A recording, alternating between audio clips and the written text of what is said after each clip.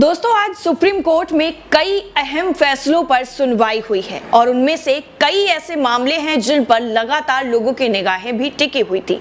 लेकिन आज जैसा आप सभी को पता है कि सीजेआई रमना का कार्यकाल का आज आखिरी दिन है। 27 अगस्त को नए जो है सीजेआई वो हमारे देश को मिल जाएंगे। तब वो सारे मामलों की जो देख रेख है, जो भी मामले उनके अंडर आएंगे वो देखेंगे।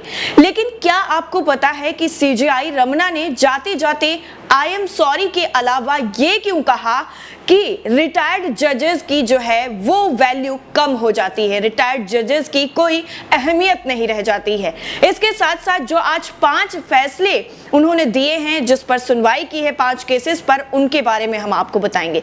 दरअसल इसी महीने की 24 तारीख को एक याचिका की सुनवाई के दौरान मुख्य न्यायाधीश एनवी रमना ने टिप्पणी की थी कि देश में रिटायर होने वाले जजों की कोई कद्र नहीं होती है। उन्होंने टिप्पणी अधिवक्ता विकास सिंह की याचिका की सुनवाई को करते हुए कहा था। अब आप इस बात को इस तरीके से भी जोड़ सकते हैं कि अभी कुछ दिन पहले ही बिल्किस बानो के केस में कैसे 600 लोगों ने जो उसमें सुप्रीम कोर्ट के रिटायर्ड जज भी थे, वकील भी थे, कई ऐसे लोग थे, उन्होंने बिल्किस बानो केस में लिखित में ये कहा था कि दोषियों की रिहाई जो हुई है उसको रद्द किया जाए। लेकिन उसके बाद भी किसी भी तरीके का कोई भी जो एक्शन था वो देखने को नहीं मिला था, ना ही किसी भी तरीके की कोई कार्रवाई थी वो देखने को मिली। हालांकि सुप्रीम कोर्ट ने जो पूरा मामला था उसमें राज्य सरकार के साथ साथ केंद्र सरकार को नोटिस जरूर भेजा था। दोस्तों सुप्रीम कोर्ट के मुख्य न्यायाधीश एनवी रमना शुक्रवार यानी आज ही रिटायर हो रहे हैं और इससे पहले 5 अहम मामलों की सुनवाई भी उन्होंने की है। इस बीच अटॉर्नी जनरल के वेणुगोपाल ने कहा कि आपके रिटायरमेंट से हम एक बुद्धिजीवी और एक उत्कृष्ट न्यायाधीश को खो रहे हैं। वहीं senior advocate Dushyant Dave court room में ही रोने लगे। उन्होंने कहा आप जनता के जज हैं। सुप्रीम कोर्ट के इतिहास में यह पहला मौका है जब किसी सीजेआई की सेरेमोनियल बेंच की लाइव स्ट्रीमिंग हो रही है, जिसे सुप्रीम कोर्ट की वेबसाइट पर वेबकास्ट भी किया जा रहा है। दोस्तों आखिरी 2 दिनों में किन किन मामलों पर सीजेआई ने सुनवाई की है उन पर एक नजर डाल लेते हैं। कर्नाटक कोल माइनिंग, कर्नाटक के बेल्लारी, चित्रदुर्ग और तुमकुरू जिलों में खनन फर्मों के लिए आयरन की ओर से माइनिंग लिमिट बढ़ाई गई। इसके साथ ही मुफ्त चुनावी घोषणाएं, यानी जो फ्री बेस का ये जो पूरा मामला चल रहा था उस मामले को 3 जजों की बेंच को रेफर कर दिया गया। ये अहम फैसला था। वहीं गोरखपुर दंगा केस यानी 2007 के हेट स्पीच केस में मुख्यमंत्री योगी आदित्यनाथ के खिलाफ, साथ ही पीएम मोदी सिक्योरिटी ब्रीच मामला भी काफी ज्यादा सुर्खियों में रहा। पीएम मोदी के सिक्योरिटी ब्रीच केस की जांच की बनी कमेटी ने सुप्रीम कोर्ट को बताया कि फिरोजपुर में एसएसपी कानून और व्यवस्था बनाए रखने के लिए ड्यूटी निभाने में पूरी तरीके से फेल रहे। रजिस्ट्री की प्रोसेस से नाराज विदाई भाषण में जो है एनवी रमना वो बोलने के लिए तैयार थे। एनवी रमना कोर्ट की 16 बेंच में सुनवाई के लिए master of roster case distribute करते रहे हैं, लेकिन पिछले दिनों मुकदमों के लिस्टिंग को लेकर वो सुप्रीम कोर्ट की रजिस्ट्री के आगे बेबस नजर आए थे। दरअसल 17 अगस्त को सुनवाई के लिए लिस्टेड एक केस को रजिस्ट्री ने हटा दिया था। सीजेआई रमना बेहद ही नाराज हो गए थे। उन्होंने ये भी कहा था कि वो इस मुद्दे पर 26 अगस्त को अपने विदाई भाषण में बोलेंगे। रमना ने यह भी कहा था कि ऐसे कई मुद्दे हैं जिन पर सवाल उठाना चाहते हैं, लेकिन वो पद छोड़ने से पहले बोलना नहीं चाहते। 2018 से लाइव स्ट्रीमिंग होनी थी, लेकिन कोर्ट ने इसे इस्तेमाल नहीं किया। आपको बता दें इससे पहले 26 सितंबर 2018 को सुप्रीम कोर्ट की 3 जजों की बेंच ने यौन अपराधों और वैवाहिक विवादों से जुड़े मामलों को छोड़कर सुनवाई की लाइव स्ट्रीमिंग की अनुमति दी थी। हालांकि सुप्रीम कोर्ट ने इसे व्यवहार में नहीं अपनाया था। कर्नाटक, गुजरात, ओडिशा जैसे देश के कई हाई कोर्ट अपने संबंधित आधिकारिक यूट्यूब पर सुनवाई का सीधा प्रसारण कर रहे हैं।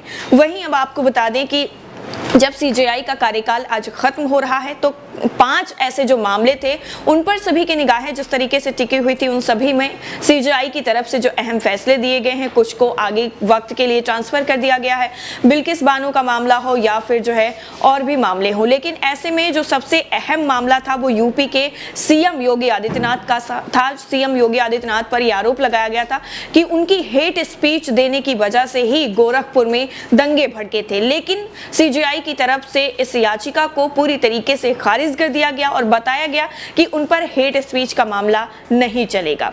अब सीजीआई के रिटायरमेंट के बाद सभी लोग ये जानना चाहते हैं कि आखिर नए जो सीजीआई होंगे वो कौन होंगे। दरअसल जस्टिस यूयू ललित देश के 49वें सीजीआई होंगे। जस्टिस ललित 27 अगस्त को सीजीआई के रूप में शपथ लेंगे और हमारे देश को एक नया सीजीआई मिल जाएगा। सुप्रीम कोर्ट के दूसरे सबसे सीनियर जज जस्टिस ललित महज 74 दिनों के लिए ही सीजीआई बनेंगे, क्योंकि 8 नवंबर को वो भी रिटायर हो जाएंगे। उसके बाद भी कई जो है नाम वो सीजीआई की रेस में आगे बताए जा रहे हैं। उनके रिटायर होने के बाद कौन सीजीआई होगा ये आने वाला वक्त बताएगा। फिलहाल आपको बता दें कि जस्टिस यूयू ललित 3 तलाक की प्रथा को अवैध ठहराने समेत कई ऐतिहासिक फैसलों का हिस्सा रह चुके हैं। चुनाव में फ्री स्कीम्स पर शुक्रवार को सुप्रीम कोर्ट में सुनवाई हुई, जिसमें मुफ्त चुनावी वादों पर रोक लगाने की मांग की गई थी। सुनवाई के बाद चीफ जस्टिस एनवी रमन्ना ने मामले को नई बेंच में रेफर कर दिया और सुनवाई के दौरान उन्होंने कहा कि कमेटी बनाई जा सकती है, लेकिन क्या कमेटी इसकी परिभाषा सही से तैयार कर पाएगी, इस पर उन्होंने सवाल किया। दरअसल सीजीआई ने यह भी कहा कि इस केस में विस्तृत सुनवाई की जरूरत है और इसे गंभीरता से लेना चाहिए, इसलिए हम जल्दबाजी में कोई भी फैसला नहीं सुना सकते हैं। वहीं फैसला सुनाने के बाद सीजीआई ने याचिकाकर्ता अश्विनी उपाध्याय को धन्यवाद भी दिया, जिस पर उपाध्याय ने कहा, हम आपको मिस भी करेंगे। नई बेंच में अगले चीफ जस्टिस समेत 3 जज होंगे और आगे की सुनवाई करेंगे। 16 महीनों में सिर्फ 50 दिन ही प्रभावी और पूर्णकालीन सुनवाई कर पाया हूं, ये जो है बयान सीजीआई की तरफ से दिया गया। सीजीआई एनवी रमन्ना ने अपने कार्यकाल में जल्दी सुनवाई के लिए मुकदमों की लिस्टिंग करवाने पर ध्यान केंद्रित न कर पाने के लिए अपने आखिरी समारोह पीठ में माफी भी मांगी। इस दौरान सीजीआई ने यह भी कहा कि आई एम सॉरी। माना जा रहा है कि इस वक्तव्य के पीछे यानी इस तरीके के कहने के पीछे उनका मतलब पिछले 3 महीनों से पूरी तरह से फिजिकल हियरिंग के दौरान कोई कोर्ट रूम में जो सुनवाई हुई है उनको लेकर था, क्योंकि उनके कार्यकाल में अधिकतर वक्त वीडियो कॉन्फ्रेंस के जरिए ही सुनवाइयां हुई हैं। सीजीआई रमन्ना ने कहा कि मुझे खेद है कि मैं मामलों की लिस्टिंग और पोस्टिंग पर अधिक ध्यान केंद्रित नहीं कर सका। 8 साल तक सुप्रीम कोर्ट के जज और पिछले 16 महीनों से चीफ जस्टिस के तौर पर भारत की न्यायपालिका का नेतृत्व करते हुए शुक्रवार को आज चीफ जस्टिस रिटायर हो रहे हैं और जब अंतिम बार पीठ की अगुवाई करने बैठे तो विदाई जैसा माहौल हो गया। सीनियर एडवोकेट दुष्यंत दवे तो इतने ज्यादा भावुक हो गए कि उनकी आंखों से आंसू टपकने लग गए। आंसू रुक नहीं पाए।